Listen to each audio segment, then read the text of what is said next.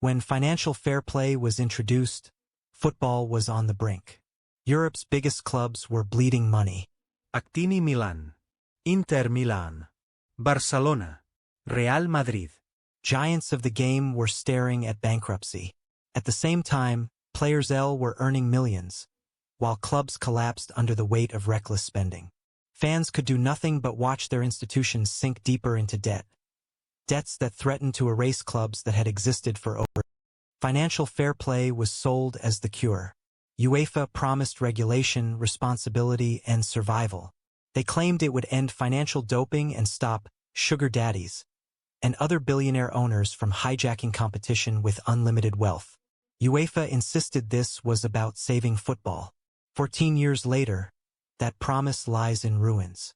Today, clubs continue to spend obscene amounts of money without restraint.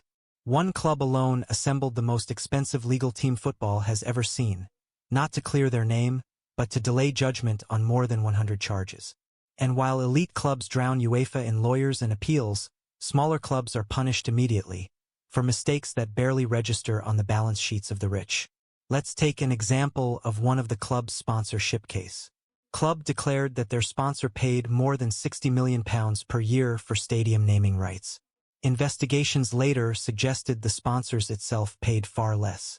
So the question is unavoidable. Who funded the rest? That isn't clever accounting. That's financial manipulation, and it strikes directly at the heart of financial fair play.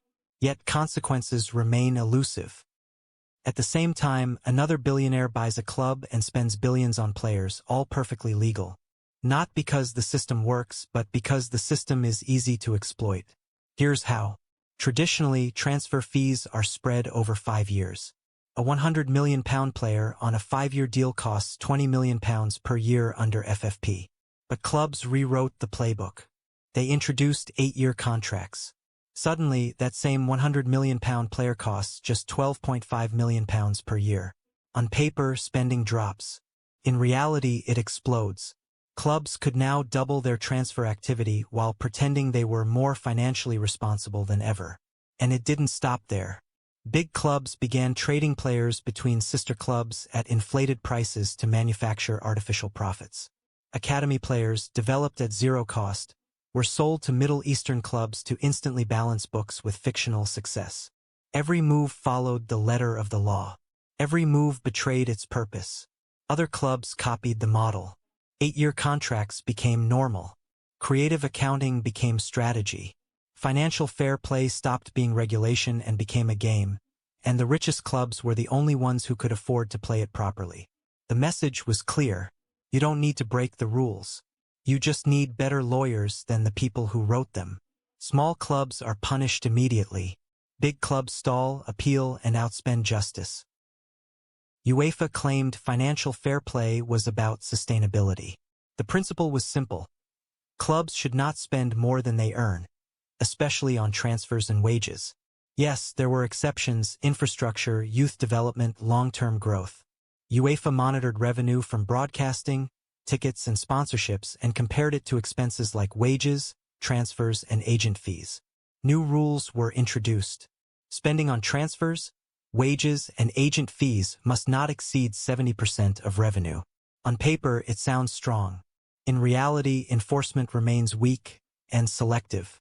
UEFA can issue fines, transfer bans, squad limits, or European bans. But only some clubs ever feel the punishment. And that is the real failure. Because a system that punishes the poor and protects the powerful is not regulation. It is complicity. Financial fair play was supposed to save football from collapse. Instead, it legalized financial doping for those rich enough to disguise it. Until the same rules hit billion-dollar clubs as fast and as hard as they hit the smallest ones, financial fair play will remain exactly what it is today. Not a safeguard, not a solution, but a shield for power and a weapon against everyone else. Financial fair play didn't fail because clubs broke the rules. It failed because the richest clubs learned how to bend them.